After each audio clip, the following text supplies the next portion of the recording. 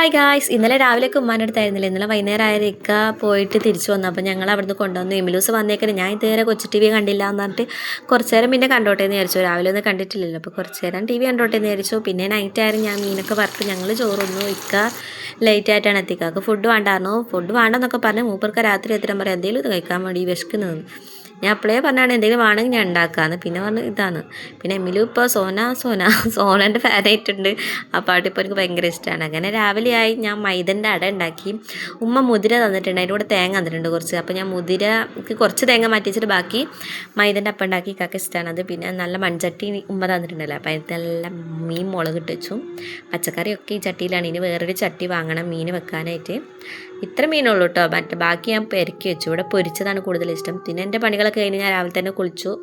എമിലൂസിനെ കൊണ്ട് മുറ്റത്തിറങ്ങി. കുറച്ച് വിറകൊക്കെ ഉണ്ടാക്കാനുണ്ടായിരുന്നു. അവിടെ വെട്ടിയിട്ടതിൽ കുറച്ച് ചുള്ളി വിറകൊക്കെ ഉണ്ടാക്കി ഓനെ കൊണ്ട്.